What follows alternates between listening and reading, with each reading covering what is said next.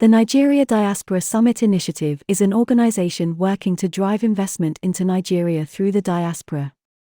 They are committed to connecting Nigerians in the diaspora with opportunities in Nigeria, and to providing resources and support to diaspora investors. In this podcast, we speak to the team about their work, their goals, and what the diaspora can do to support the development of Nigeria. The Futuristic Africa Talk. Brought to you by Ovid Capita. Conversations that will shape the future of Africa. The African consumer is not who we're being told they are.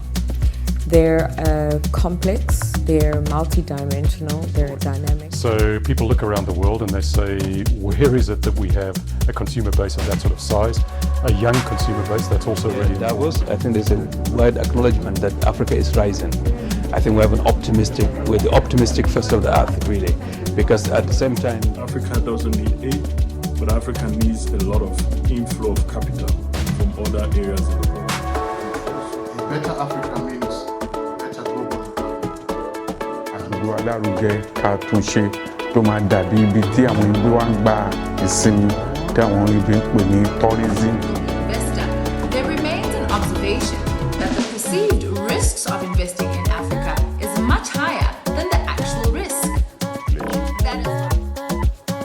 It is my hope that our aspiration will come to fruition.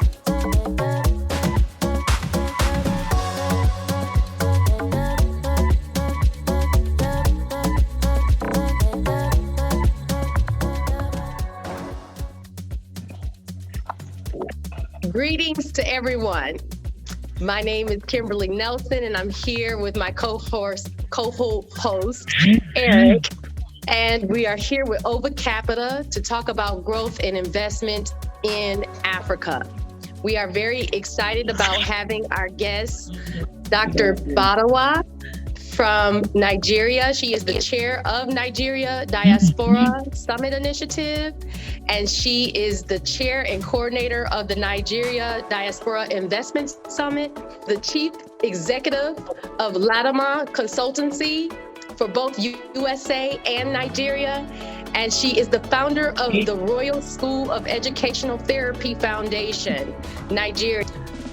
She is a member of the Association of Educational Therapists, Council for Exceptional Children and Division of International Special Education and Services, International Learning Disabilities Association, Learning Disabilities of America, and International Dyslexia Foundation, amongst others.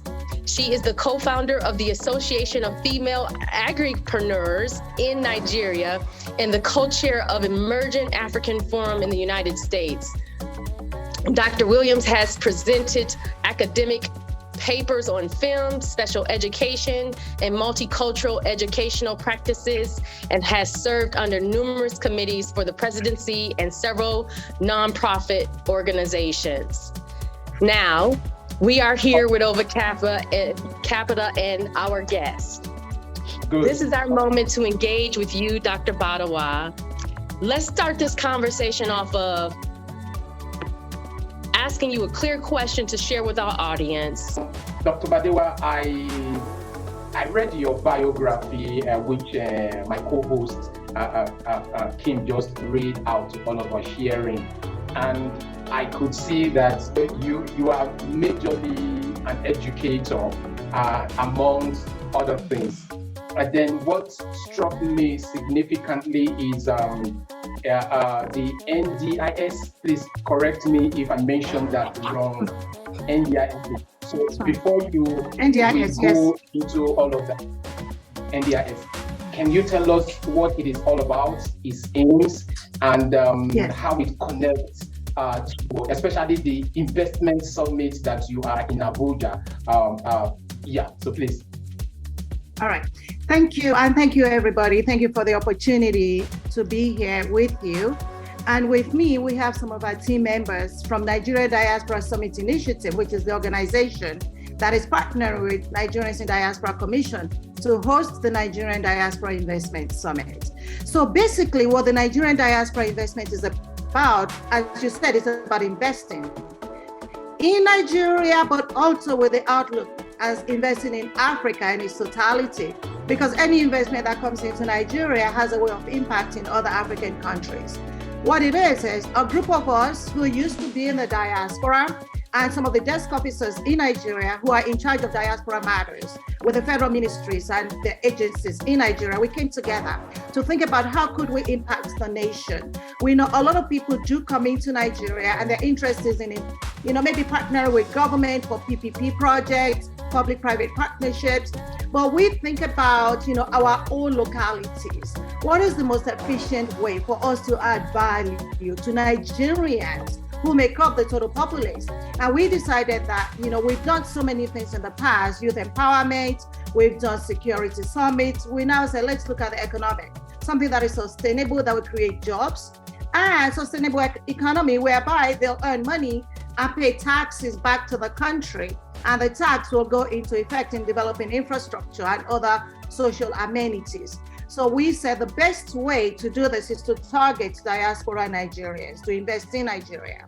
So we reached out to our network, other Nigerians in the diaspora. We put our heads together and we decided that we would organize this. And the Nigerians in Diaspora Commission, NIDCOM, headed by Honorable Abike Dabiri Erewa, is partnering with us in order to actualize this.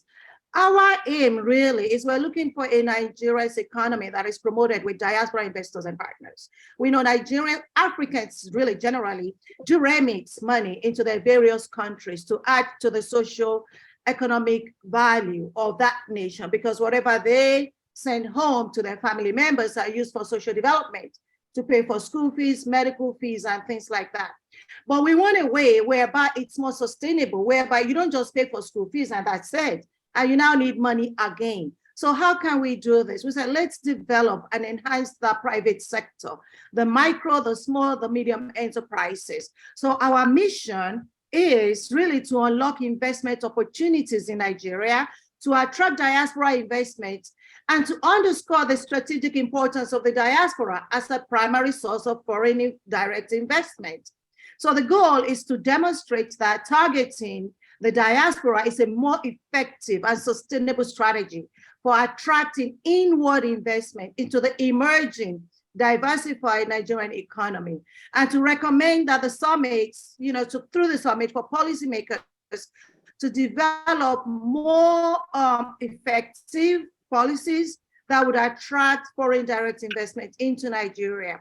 And we do know that when foreigners come to Nigeria or to Africa, they bring in the money, they bring in their own technical resources, and at the end of the day, they don't do an effective job of training the manpower to take over after they leave. So they normally leave with their profits and they leave with their equipment, or if they leave the equipment, people are not trained to manage that equipment or to repair the equipment to make it sustainable for economic development. So we feel like if we get our own Africans to really come and invest in Africa, it's our continent. Let's develop our own continent, each one of us in our various localities. Once you develop your local area, then eventually your town or your city is developed. Eventually your state is developed. And consequently, the nation is being developed, all the different nations. So this is an effective way for us to be able to impact the economy, socially, economically, and really improve lives of Africans generally. As we're doing this in Nigeria, Ghana started the same thing, taking the model of what we've done, and they're now doing the same thing in Ghana. Somebody reached out to me from Republic of Benin as to how can we help them to develop such. We have other partners that are reaching out to us from Kenya. So what we do in Nigeria, we hope will replicate, in other African nations. And we have Emergent African Forum online here. It's an organization that's really formed by the African Chamber of Digital Commerce that's based in the US. And their goal is to also attract foreign direct investment into Africa as a continent. They're looking more into technology, but we believe in partnerships. So we partner with different diaspora associations to see what we can do to really develop our continent. Only we can do it better. Foreigners may come and invest, which is fine, but we want to make it sustainable. So that is why we are passionate about investing, and why we are more passionate about the investment summit that we're hosting in Nigeria. We started in 2018. This is the 5th year. it's been getting better every single year as we have more linkages, more partnerships, more partners that we reach out to for the development of the continent. So that is what the NDIS is about. Yes, I have different background, but I'm also passionate about human development, human capital development, and social development. So that's why we're doing this. All of us who are members of Nigerian Diaspora Summit Initiative, who organize NDIS, we're all professionals in our own fields, but we come together annually to do this as a way of giving back to improve livelihoods. So that is it about NDIS. Amazing. Thank you so much, Dr. Badiwa.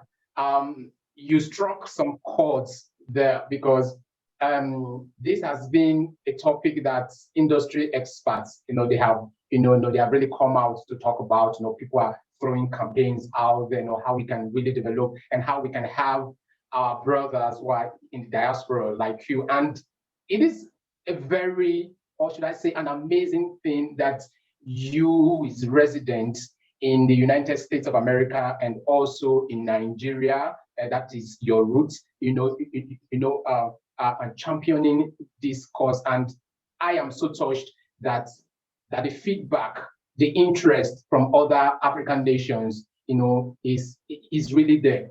But I'm going to come back to you because there are some points that you really made that I would want you to expatiate on. So if you would excuse me for just a minute, let me turn to Mr. Aliyu. So I'm just going to say just a brief about who Mr. Aliyu is. In 2004, he moved to Bond Bank, Lagos, to begin a career in banking as a senior executive trainee. He held various positions in the bank from head of marketing, branch manager, and regional manager until his resignation in 2015. He contributes to social programs in Nigeria, mostly on economic matters. He is a regular participant on economic debates in the country. Now, as a passionate man who needed to rescue his people from the current economic hardship, he ran for the office of the House of Representatives in 2019, representing his federal constituency in the National Assembly. He holds various membership from British Council to Nigerian Economic Association. So that's it, just a little about Mr. Aliyu Audu. We are so fortunate to have you here join us on the call. And I'm going to hand the mic over to my co-host, Kimberly. Take it away, Kimberly. Welcome, Dr. Aliyu. This is having the both of you on this platform is a dynamic opportunity to share some cohesive discussion around investment and economic growth for Africa. And I want to redirect the question that I had actually to Dr. Aliyu, and then I would love for Dr. Williams to follow. Can you build furthermore on what is the role of investment in a country's economic development? Given that you understand here in the United States in the banking industry and how partnerships work with public-private partnerships and coordinated efforts and how you benefactor the community, the country altogether, the state of which you live in. And in this case, we're concentrating on Africa. Can you share with me what role of investment in a country's economic development play? Investment plays a very, very important role in various countries' economic development because it helps to develop the infrastructure, improve the standard of living, and create employment. So basically, investment, which means, taking capital from point A and putting it in point B, comes with a lot of benefits. As you're investing, say, for example, company X comes to invest in Nigeria, for example, capital. Now, that investment to set up a company maybe in production of, let's say, agricultural produce, for example, cocoa, for example. Now, what happens is that it creates employment.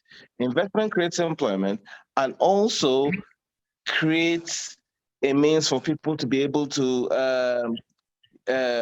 take care of their families, which is what we're looking, which is a critical problem of developing countries, and Nigeria is one of them right now. So it creates employment, and depending on the type of investment, it helps to promote economic growth and infrastructural facilities. So in a nutshell, investment promotes economic growth, infrastructural facilities, social amenities, and what have you.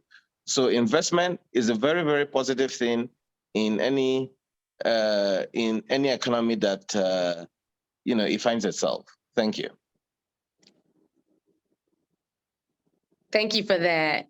All right. I'm gonna follow back up with that question to when we're thinking investing internationally, what category should investors focus on? Investment in developing economies or developed economies? Developing economies, there is more opportunities to invest because it is still developing. There's a lot of underdevelopment in different areas, either in agriculture, in infrastructure, in healthcare. There are a lot of opportunities. And then the return on investment also is much higher in developing economies than developed economies. Because in developed economies, they have already saturated their investment. They have a stable economy, and a lot of people have invested. So opportunities are very limited.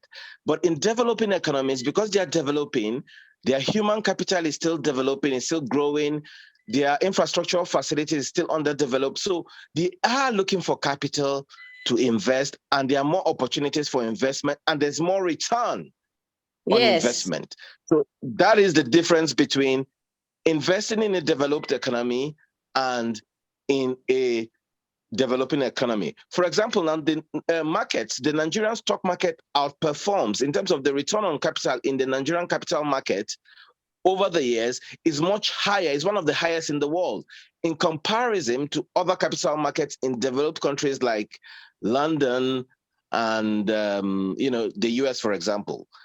Let me make it clearer. If you buy a share, if you invest in a share in the Nigerian market, the possibility of your share doubling in a short period of time is higher than going to invest in the London Stock Exchange or in the United States. So that is the difference in terms of return on investment in developing countries and developed countries. Thank you.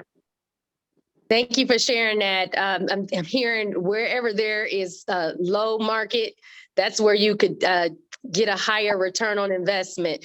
And we look at that in the investment market that way.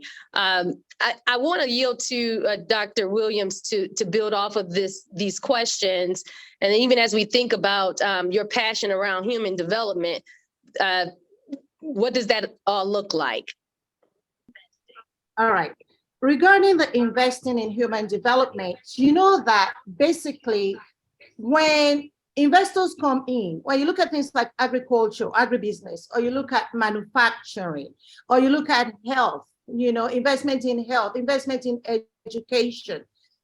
If there's no food, we cannot go to school. If we go to school without eating, we cannot learn. If we have bad water we're drinking, we're plagued with diseases, and that's going to affect everybody generally.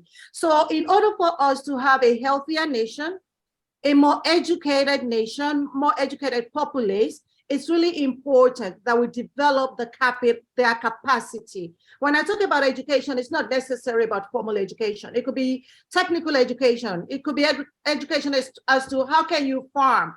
What is the most effective means of farming and yielding higher crops, to feed yourself, feed your family. So that is why we make sure that the sectors we're targeting for the investment summit covers all these primary areas of human development. We want people to invest in agribusinesses.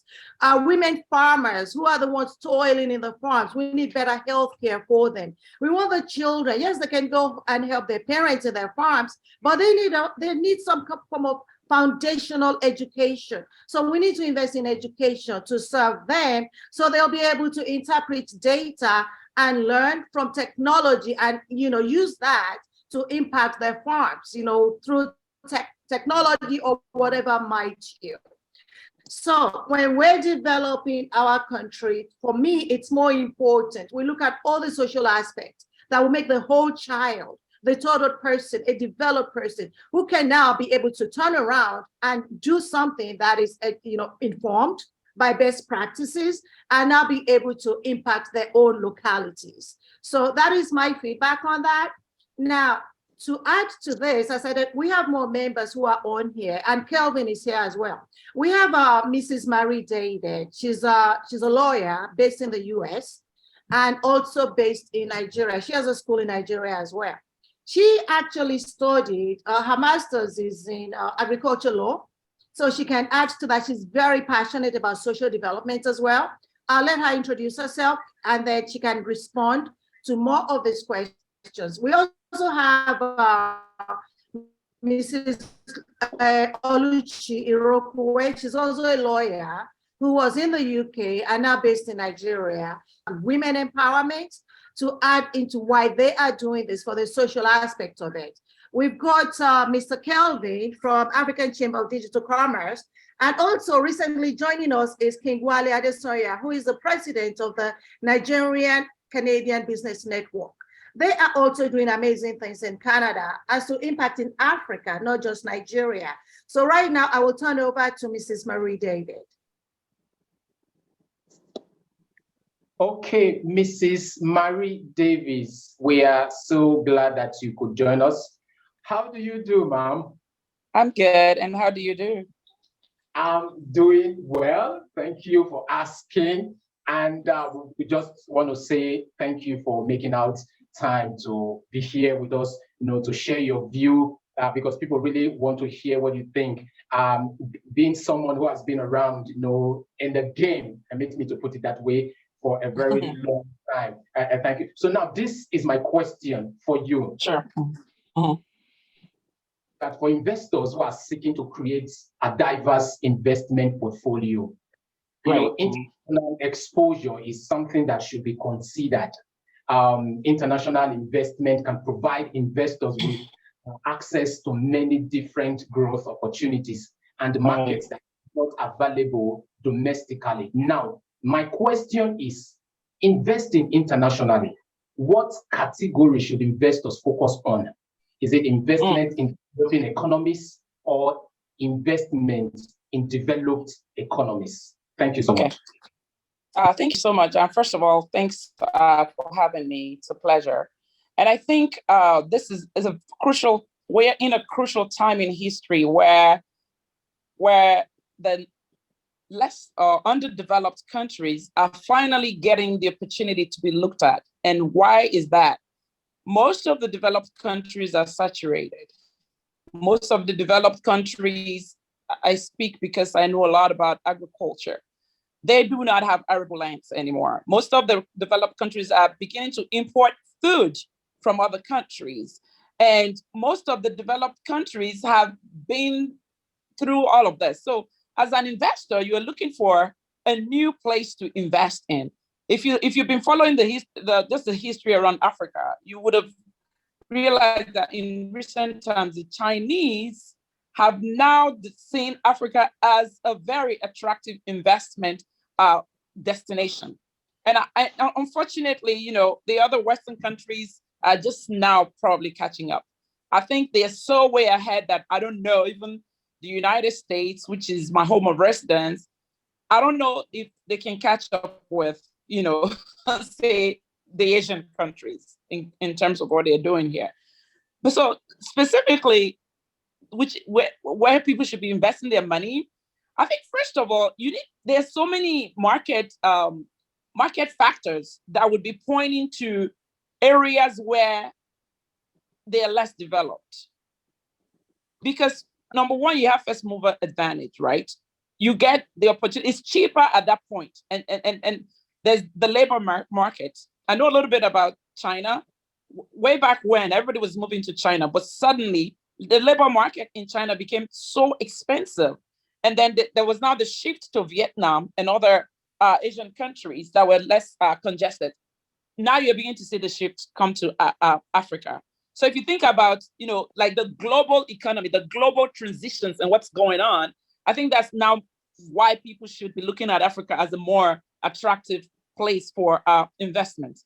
And now in terms of sector, the technology is still not as, look at what we're experiencing here today, right? We've been having people that they have the content, but just the technology to stay connected without interruption is still a challenge, right?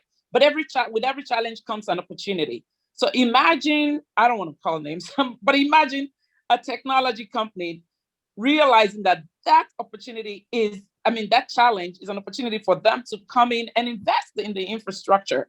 They won't be the first, and they could charge a premium before other people come into the market where it's no longer so expensive, right? But at that time, they would have made their investment 1,000,000 times over. So that's one of the areas that I think of very quickly. I think your question also begs the fact of which sectors should they be investing? Clearly, technology, because that's the future. Another sector that really, if you think about in terms of fintech, right?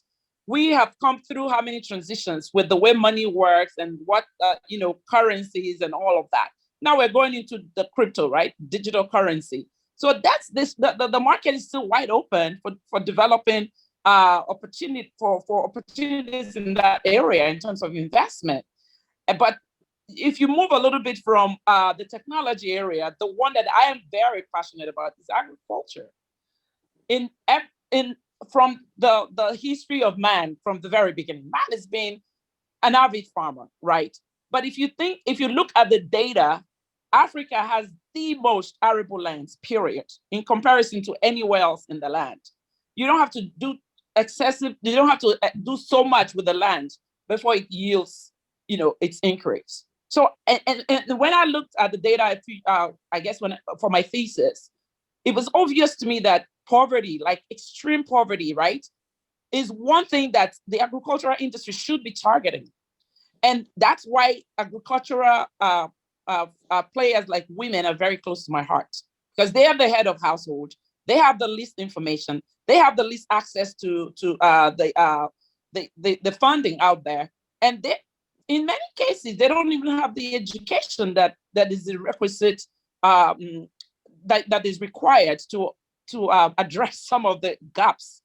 And all of that is embedded in the cultural inhibitions, right? Because there are still places in Africa where they don't believe women should go to school.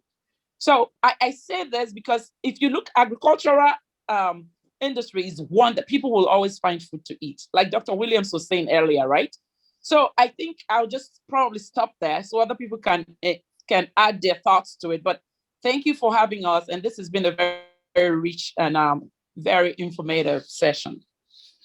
Thank you. I was just going to say that you touched on technology and digital technology.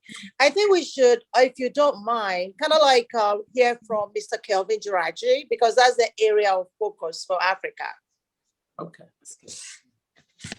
Okay, Kelvin. Thank you, Dr. Badiwa. Yeah, yes.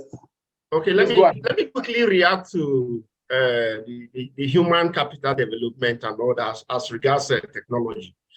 The consequences of unemployment is very concerning for almost everyone on the continent, and then for the international community, because unemployment to a very large extent translates to poor living condition. And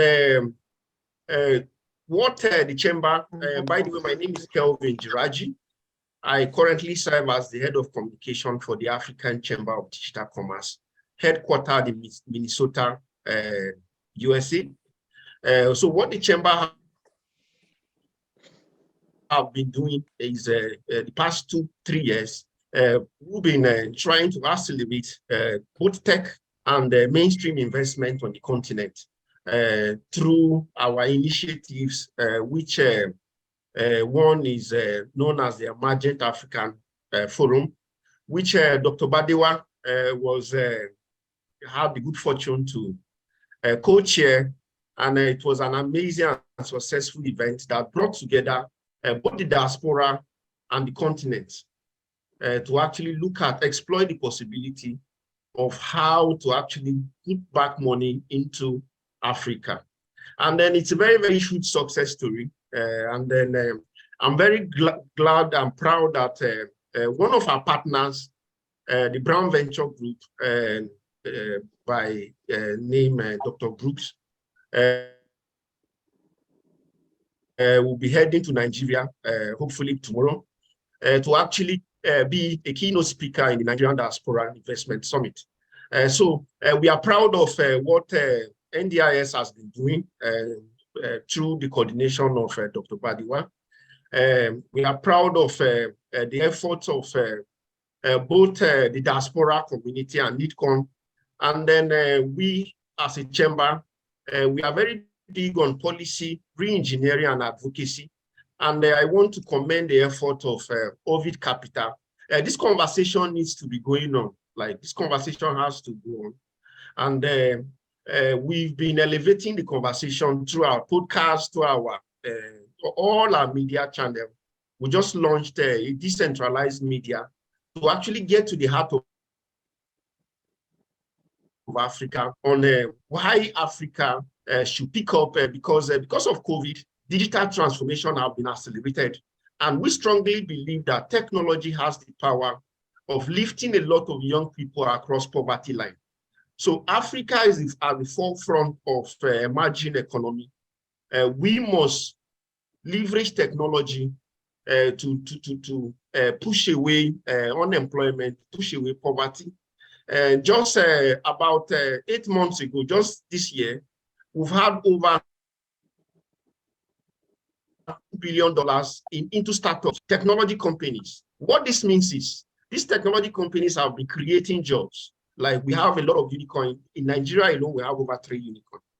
So technology is a very, very, very veritable tool of that Africa can actually leverage to get out of poverty.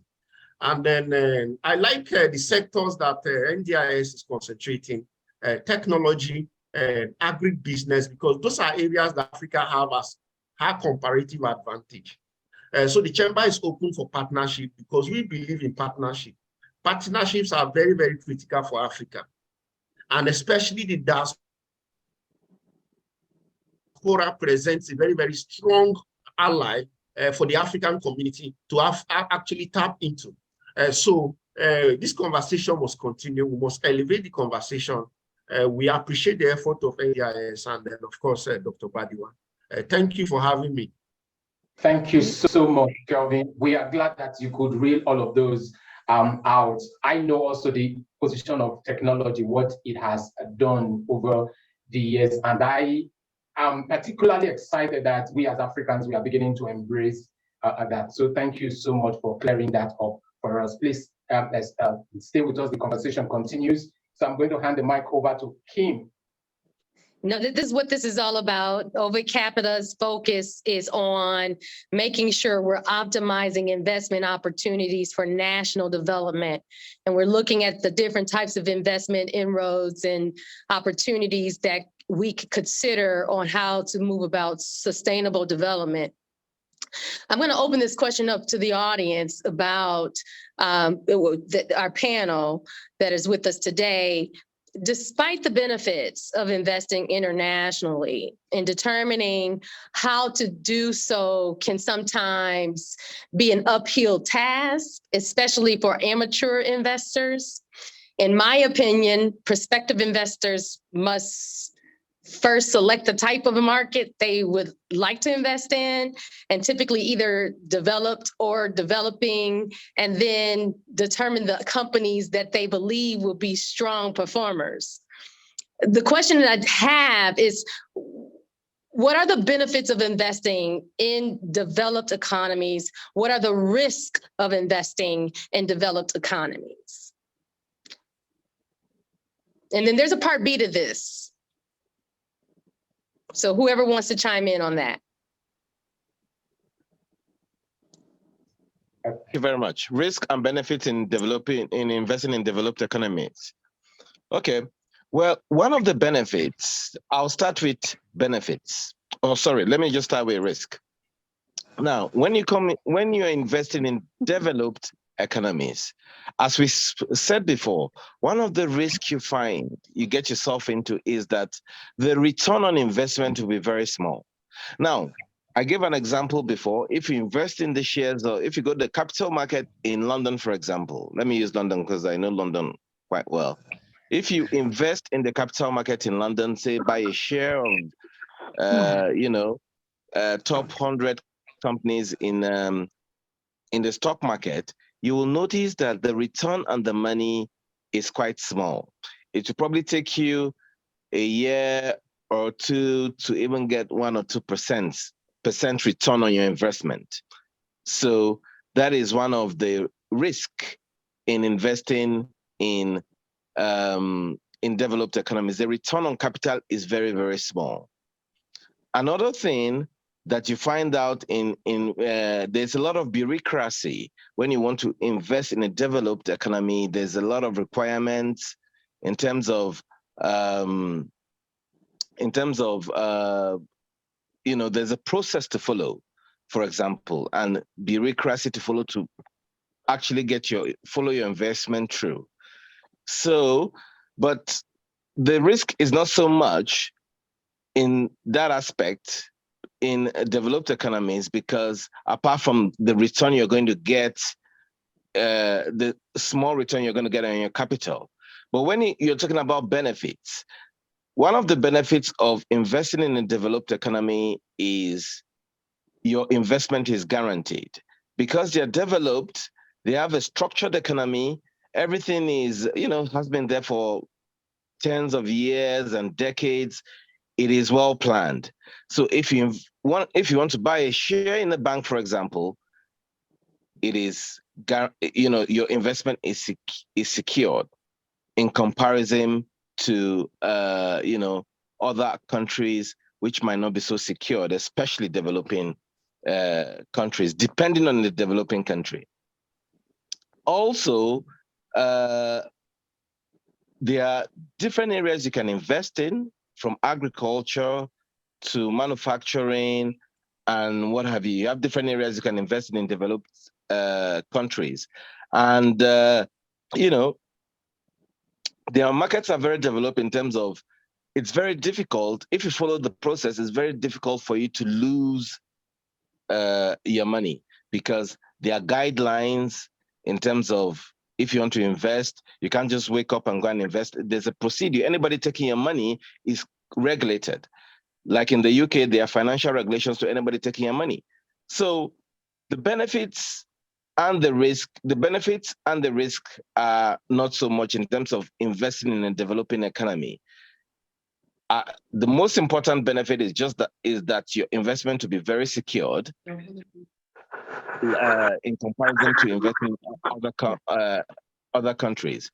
And then the return on capital, the risk you'll be taking on the risk side is that the return on capital will be very small. I think these are the two major benefit and risk in terms of investing in a developed country. Thank you very much. Okay, great. Thank you so much for answering that question. I have another question. I'd like to contribute to that discussion, to the question. Sure. Thanks, Dr. Badawa. Okay, should I go ahead? Go ahead. Okay, so when we talk about risk, we have project risk.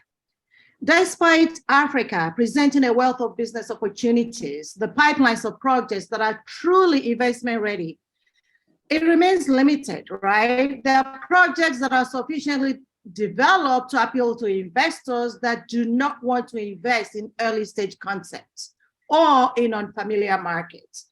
Financial and technical support by donors and development banks can also help countries fund feasibility studies, project design, and other preparatory activities that expand the pool of bankable projects. But some people still see Africa as a risk due to political instability, as a risk due to the currency risk. Imagine that a project yields a return of 10% a year, but then the currency depreciates by 5% at the same time. This is going to eliminate half of the profit for that foreign investor. So they are always careful because of the currency. For example, we arrived in Nigeria a few days ago. I arrived yesterday. Maria arrived a few days ago. At that time, the currency rate for $1 to Naira was at 940. I mean, that's not good for Nigeria, but for Maria, who's got business in Nigeria, that's good. But now today, the currency has depreciated to 1 to 700. That's a loss of 240 right there within just a couple of days. So the currency risk is also very substantial for us to imagine. Prudent macroeconomic policy combined with sound foreign exchange reserve management can really help and greatly reduce the currency volatility, if I can speak. Then there's also the exit risk. No investor will enter a country if they don't have assurances that they can also exit by selling their stakes in a project and recouping their gains. Narrow and underdeveloped financial markets may prevent investors from exiting by issuing shares. Capital controls can slow down or increase the cost of exiting. And when the legal framework is weak, investors may get bogged down in legal battles to have their rights recognized. So those are the risks that we need to be cognizant of and be able to discuss and find ways forward in mitigating. But the gain, most of the time, because of the population of Africa, that is the best opportunity for anyone coming into Africa. In Nigeria alone, we're over 220 million. By the year 2050, it is projected that our population will double. Now, imagine if you're an investor in agribusiness, who's going to feed that population? You are. And that's where your opportunity comes in. We need to educate the populace. So you invest in education, in formal education or technical and vocational education. You are developing capacity to handle that. Yeah, this is the question that I would like to end with before we go. And as we think about foreign direct investment qualities initiatives, provide government with the policies, data, and expertise they need to encourage sustainable investment that is greener, promotes quality jobs and upskilling, improves gender equality, and contributes to a more productive and innovative economy. My question is, what are the contributions of international business investment to the sustainability development goals? As we even think about technology now in cryptocurrency, where those policies are aligned, are they, is it a space for moving commercialization and investment? But thinking about international business investment to the sustainability development goals, what are the contributions? Okay, thank you. I would like to quickly touch on that because my organization is an international organization, and then past few months or so, we've come up with initiative that we believe will change the trajectory of both investment and then the contribution of diaspora on the continent. And one of such initiatives is the Diaspora Digital Bank. The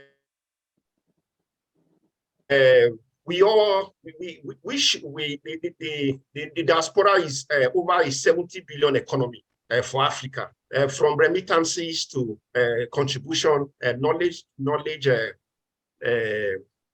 contribution on the continent and what have you.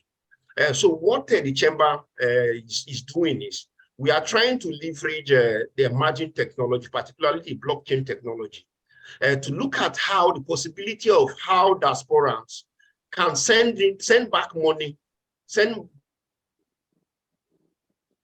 money back home at almost a zero remittance fee. Because now what we do is when we send back money, we lose about $7 billion to multinationals like Western Union and the likes. So we would like to encourage a diaspora, both the diaspora and diaspora organizations to rally around us to see how we can be able to bring this initiative to life, because we believe that this will go a very long way, changing the trajectory on the continent. Okay. And then again, the chamber is set out to train. Sorry, let me just quickly. The chamber is set out to train 3.5 million young Africans in the no-code, low-code technology. Human empowerment is very, very critical. Today, remote jobs is the theme of the day.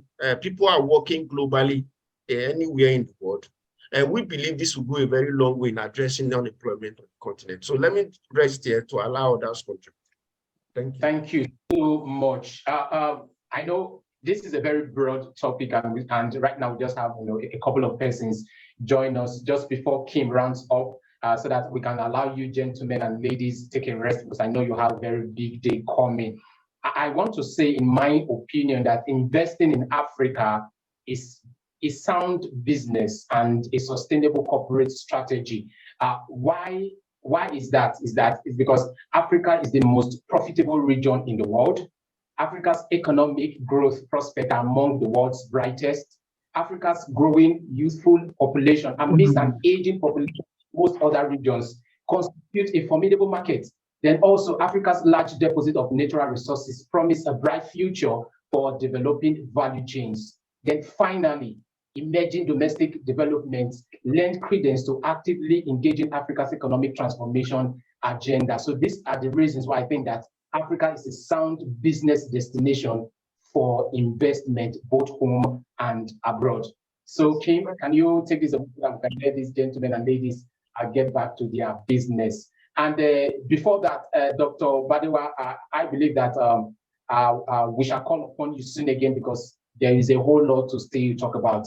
Thank you all so much for your time.